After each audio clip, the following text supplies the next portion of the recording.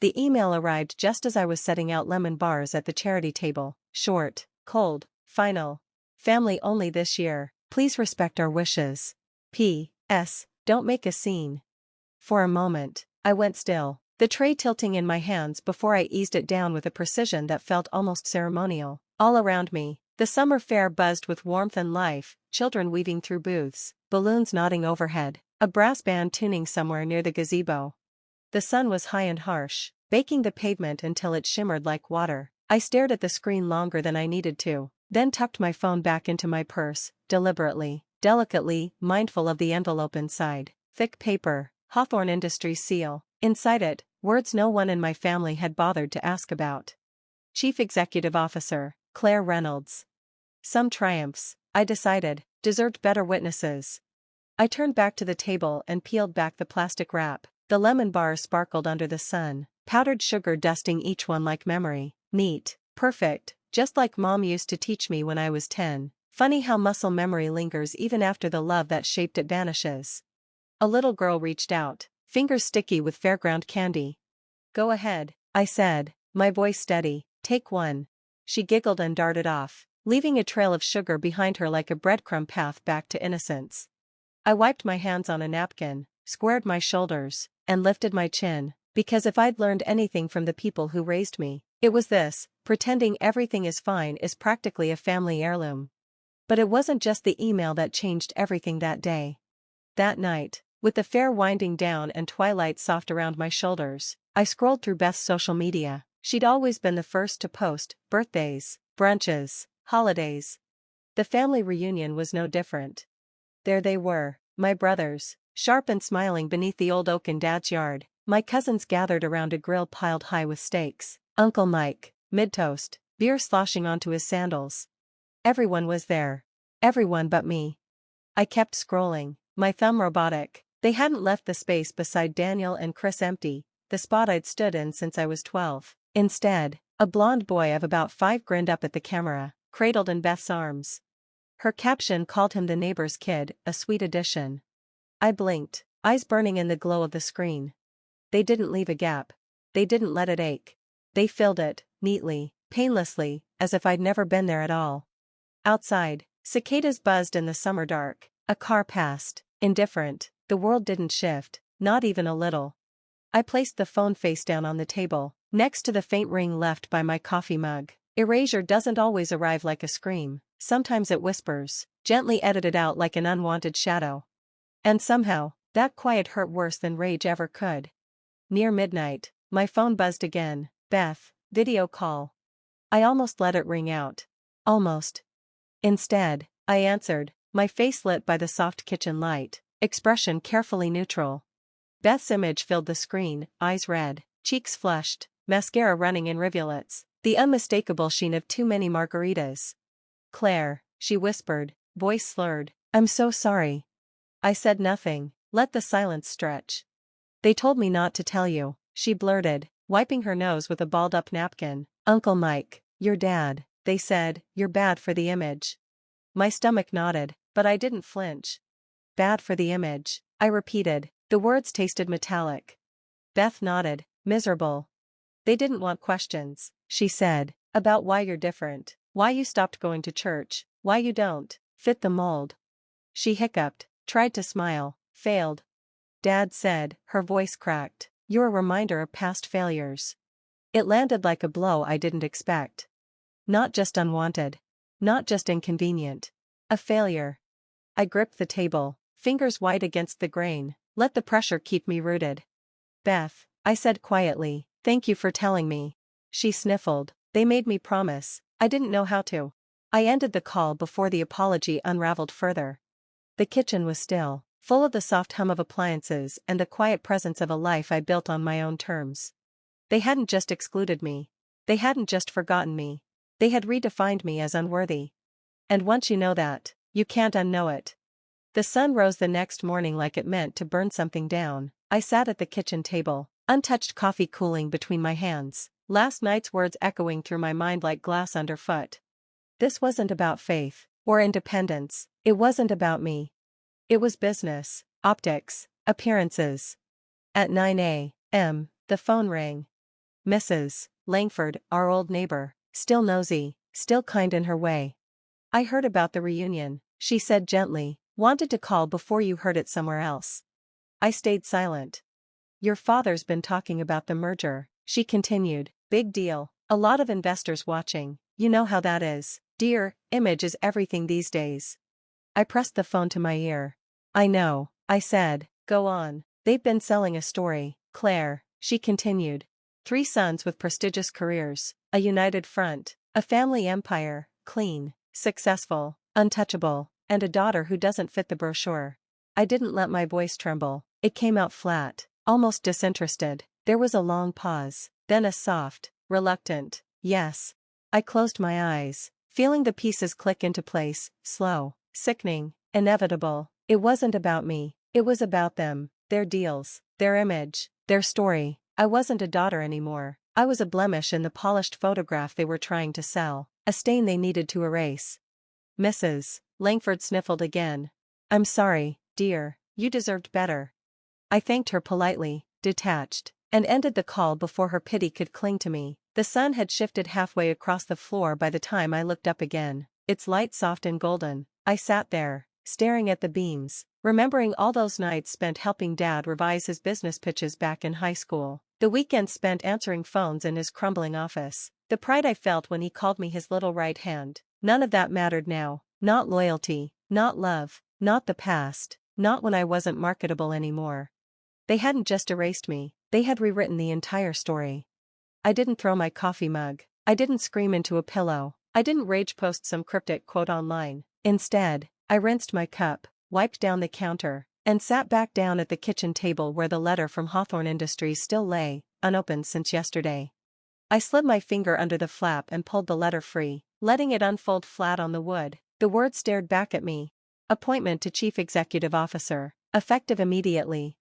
I let the weight of it settle in my chest, but not as a triumph. It was more like a quiet inevitability. They hadn't asked about my life because they had already decided which version of me suited their narrative. They didn't need the truth, they needed a clean, marketable story, but stories built on lies? They always slipped through fingers eventually. I reached for my phone, thumb hovering for a second over the contact list. Then I scrolled down to a number I hadn't dialed in months. Mr. Hawthorne, my mentor, my advocate before I even knew I needed one. I hit call before I could overthink it. He answered on the second ring. Claire, he said warmly, like he'd been expecting me. I cleared my throat. I heard you're sponsoring the summer business gala this weekend. I am, he replied, a hint of amusement in his voice. And there's a rather important table reserved for key partners. Why do you ask? I smiled, the first real smile I'd had in days. I was wondering if there might be a seat left. There was a pause, then a soft chuckle. For you, Claire, there's always a seat. Actually, he added, I think it's time we made sure everyone sees who you are. We hung up with nothing more said. I set the phone down gently, feeling the tremor in my hand fade away. There would be no confrontation, no outburst, no scene. It would be simpler than that. It was time they remembered who they'd tried to forget. The Reynolds family reunion looked like something straight out of a lifestyle magazine. White tents fluttered in the breeze above manicured lawns, string lights crisscrossing overhead like stars just beginning to fade. A string quartet played something elegant and forgettable near the koi pond. I arrived just as the first round of champagne was being poured, stepping quietly among the crowd, unnoticed but not unseen. My father stood at the center, tan and smiling, a silver watch glinting at his wrist as he shook hands. Slapped backs basked in the flattering lights that made him look years younger. My brothers orbited around him, perfect satellites in tailored suits. Lillian, my stepmother, flitted between guests, her laugh a high, tinkling thing as she praised the bright future of the Reynolds family. They had rehearsed this. I could see it in the stiffness of their smiles, the way they clustered together for every photo, heads tilted just so, every detail, from the monogrammed napkins to the curated guest list, whispered the same message: we are successful, we are untouchable, we are whole. The first speech came after appetizers. My father tapped his champagne flute with a spoon, the sound sharp in the heavy summer air. The crowd fell silent immediately. He smiled, that old politician's smile, and launched into a speech about family, legacy, and pride. Today, he said, lifting his glass higher, we celebrate not just our personal milestones, but the enduring spirit that defines the Reynolds name. A spirit unbroken, unified, with no weak links. Polite laughter rippled through the crowd, glasses clinked. I stood near the back, hands folded in front of me, letting the words wash over me like dirty water. I could see it in his eyes. He believed it, every syllable. He had convinced himself that rewriting history wasn't betrayal, it was good business. In his mind, daughters who didn't fit the brochure simply didn't exist. I sipped my champagne and waited, not angrily, not bitterly, just calm, like a gathering storm. They raised their glasses, unaware that the ground beneath them had already begun to shift. The black car rolled up just as the second round of speeches began. Heads turned instinctively, sensing something important. Out stepped Mr. Hawthorne, sharp in a dark suit that absorbed the fading light. Conversations dipped into hushed murmurs. Glasses fumbled in mid-toast. But it wasn't him they stared at. It was me. I stepped down beside him, my heels clicking once against the flagstone. Midnight blue silk caught the last blush of the sunset as I adjusted the strap of my dress, a small, deliberate movement that felt louder than any announcement. Faces blurred together, neighbors, old friends, distant cousins, expressions shifting between confusion and dawning recognition. My brothers froze, champagne flutes halfway to their mouths. Lillian's smile crumpled so quickly it almost looked like a spasm. And my father? He just stared. There was a heartbeat of silence, thick and sticky, before the quartet faltered mid-measure, their bows dragging awkwardly across the strings before someone hastily waved them back to life. I didn't rush. I let the moment stretch, breathing in the electric crackle of discomfort blooming across the garden. Mr. Hawthorne offered me his arm with a nod, and together we walked, not around the edges, but straight through the center. Guests stepped aside instinctively, some offering tentative smiles, others whispering behind linen napkins. The ones who mattered, the ones who could make or break the merger my family had pinned their futures on, watched closely, expressions sharpening with curiosity. I caught my father's eye as we passed. For one fractured second, something flickered there, not anger, not even shame. Fear. Cold and sharp, slicing through the polished warmth of his public face.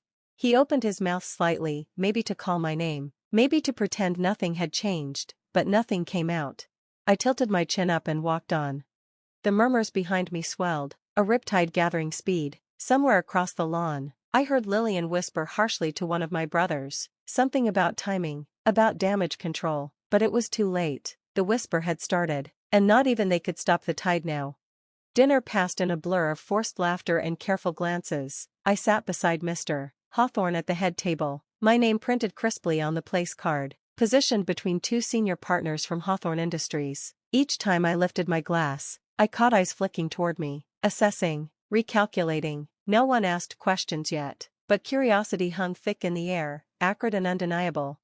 When dessert arrived, tiny lemon tarts and espresso in delicate china, Mr. Hawthorne rose, smooth as ever. The crowd quieted without being asked. He spoke with the relaxed certainty of someone who knew exactly what power looked like in a room, and knew how to shift it. He thanked the Reynolds family for hosting, praised the spirit of partnership and innovation. Then, almost casually, he turned the knife. "We are especially proud," he said, lifting his glass, "to celebrate new leadership within our ranks, leadership that embodies resilience, vision, and a relentless commitment to excellence. Claire Reynolds has been appointed CEO of Hawthorne Industries, and we are honored to have her steering us into the future." A collective gasp, soft, unmistakable, rippled through the crowd. I didn't move, I didn't smile, I didn't flinch. I simply inclined my head. The partners beside me raised their glasses. Around the garden, others followed, some hesitant, some eager, all inevitable. 2 tables away, my father sat motionless. A smile still clung to his face, mid-expression, like a man caught halfway through a lie. My brothers exchanged quick glances. Lillian dabbed at the corner of her mouth, though there was nothing to wipe away.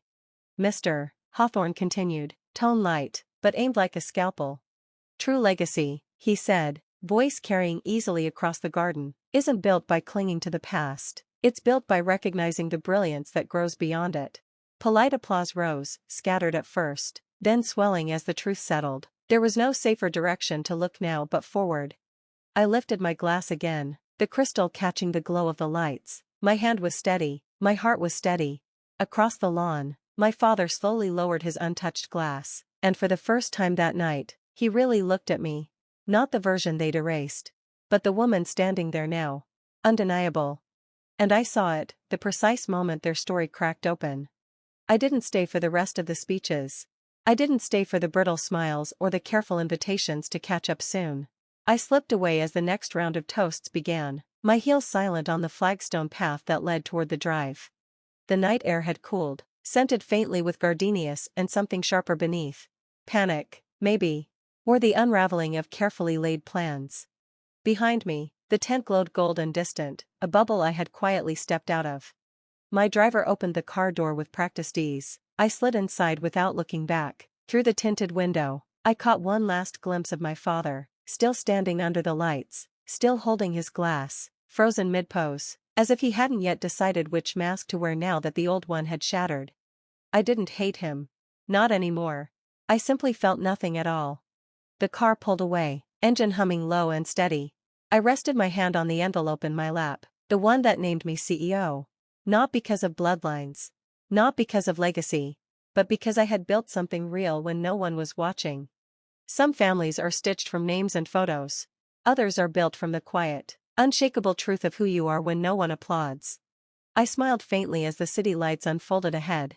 Forward was brighter than anything I'd left behind.